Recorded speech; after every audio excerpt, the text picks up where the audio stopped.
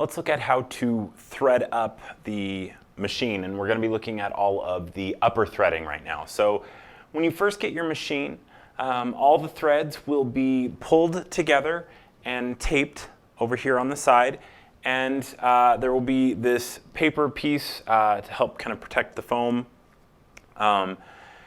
So to start, what you'll want to do is push these metal rods up, and I find it a little bit easier sometimes, depending on my angle and whatnot, to sometimes push from the back. Sometimes it is easier to pull and use your thumb to push against the white plastic piece. So I'm going to go ahead and push all of these up, push or pull all of these up to where they're about, I don't know, about a cone's height tall. You may find it helpful to push from behind. I'm going to use my thumb as leverage. If you happen to pull this all the way out, don't stress too much. That tube's still in there. Go ahead and push that back down in. There we go. You can remove this tape now or later. It's up to you.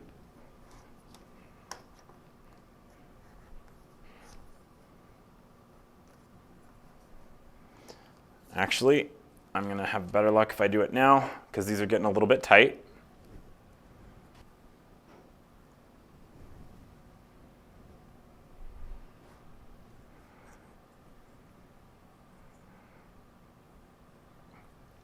So now that I've got these tubes all extended, this tape is removed, these threads are fairly free. What's nice about this paper is as you lift it off and over, it will separate all those threads for you.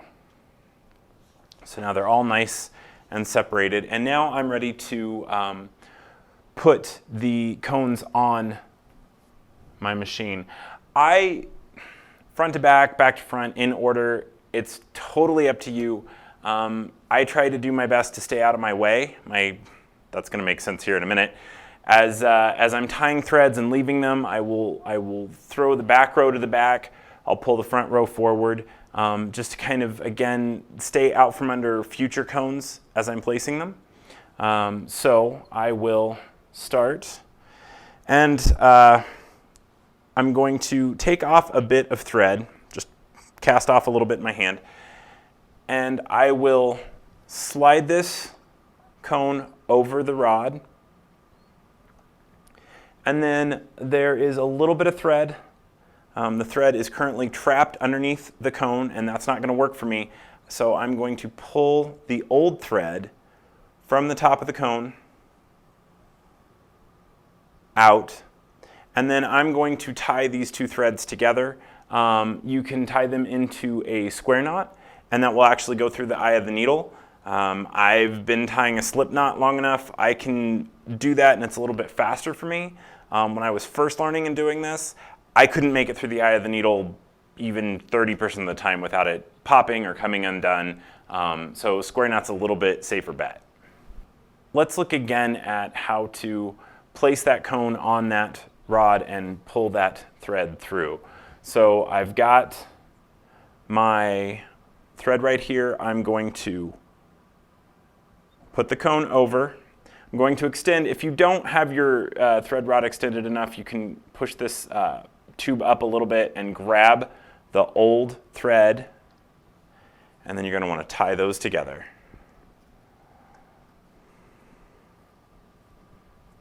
There we go. And now I'm going to pull that thread behind the machine so that I don't accidentally set another cone on top of it and catch it and keep it from pulling all the way through the system.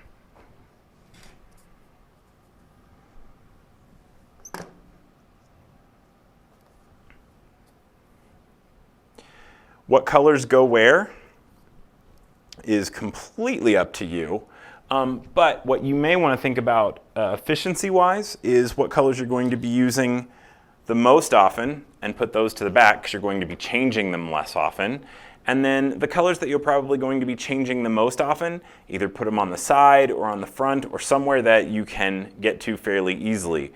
The ones in the middle that kind of middle row, I like to have be the ones that are going to stay the same the most often because they are the biggest the biggest pain to change comparatively.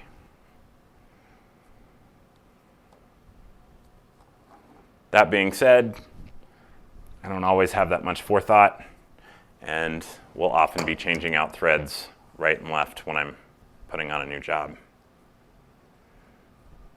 And that's okay, you'll get pretty fast at it.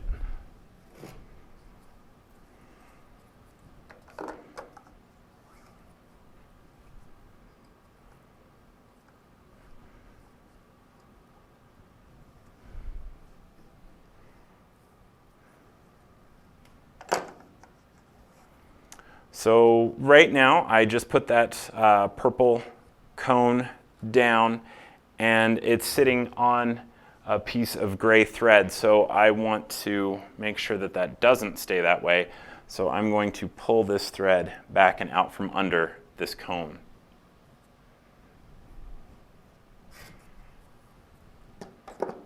Same thing with that purple, make sure that it doesn't get caught later. There we go. And then as I tie these together, I'm going to put the whole thing back behind.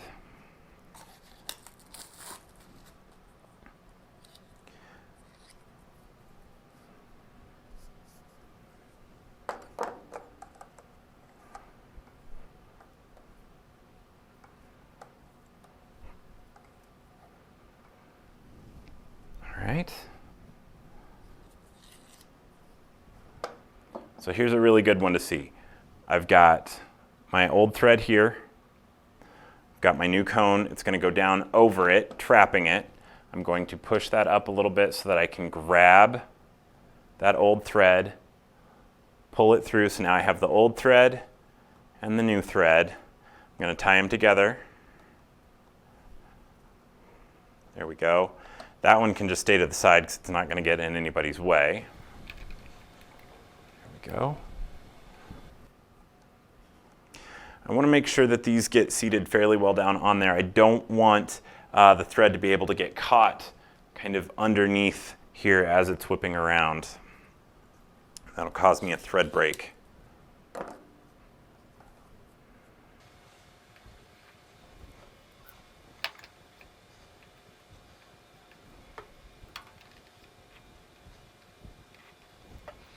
All right, last one. So I want to get that thread out of the way, push this one down, grab this piece, pull it through, tie them together.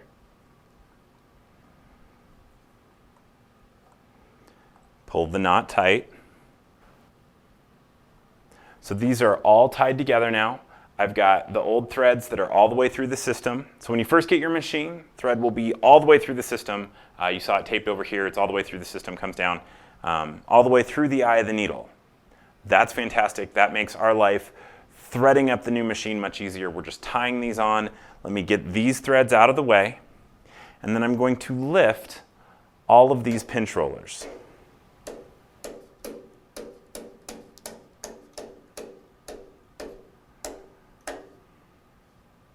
Make sure that's not going to get caught.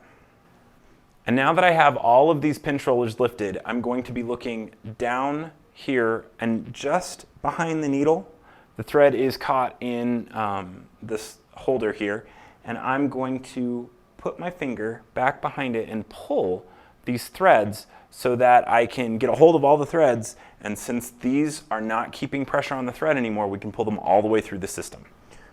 So I'm going to reach my finger back behind here. I'm going to unthread not unthread the needles, but pull the thread out of that holder, that little Velcro holder. I'm going to pull a few of them, come back with the other side, grab the others.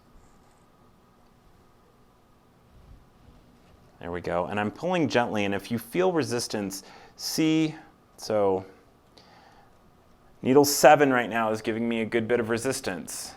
So I need to go find why. So I'm going to go look up and find needle 7. It turns out that needle 7 is caught just under the cone. So I'm going to pull that out of the way. I'm also, while I'm looking up here, seeing that these are just slightly static clinging together and I don't want one to pull the other through. So straighten those out as I go. Now that I have all of these pulled together, there we go. All right. As I pull quickly and steadily, you can actually see the threads go through the eye of the needles, and all those colors just changed. Now I'm all the way through. I'm going to let these hang here for a minute. Make sure that all my tails are through. There we go. That looks pretty good. I'm going to let those hang there for a minute. And then I'm going to close the grabber. And that's going to help hold those in place for me. To open and close the grabber, you can press the adjustment and center key on the keypad.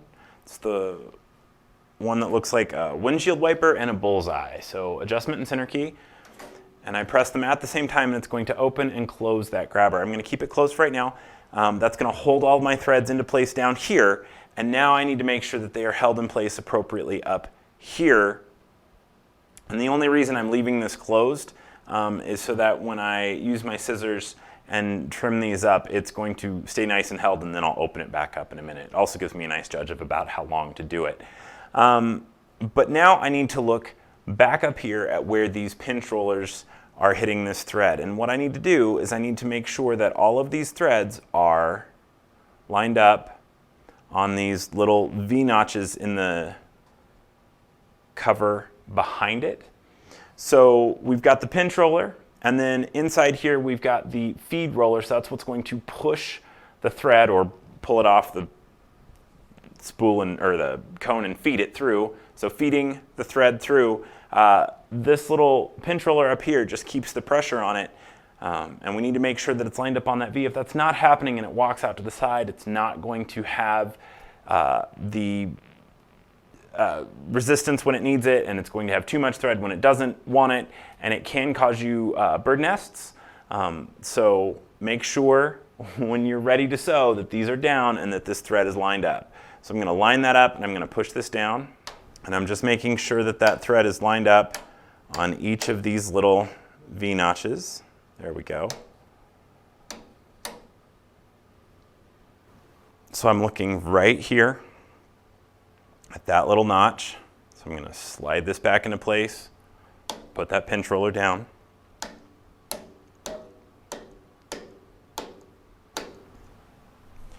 So now that all the pinch rollers are down, I'm going to look below the grabber and trim this up and make it all nice and neat. So as I'm looking down here, this is one of the few times you'll see me trim thread with a regular pair of scissors. Typically I have just thread nippers. But I will go across a few threads at a time, and that makes my life a little bit easier. So how close do I get it? About that far. Around an inch, a couple of centimeters. Trim all those up, make that look nice, and that might be a little long. I'll go ahead and trim it up. If it's too short, it may misstart as we start sewing. So when you first get your machine and the thread's all the way through it, you can tie these cones on, pull the thread all the way through the system, trim it up nice and neat below, and I can go ahead and kick that grabber back out, and I am ready to start sewing.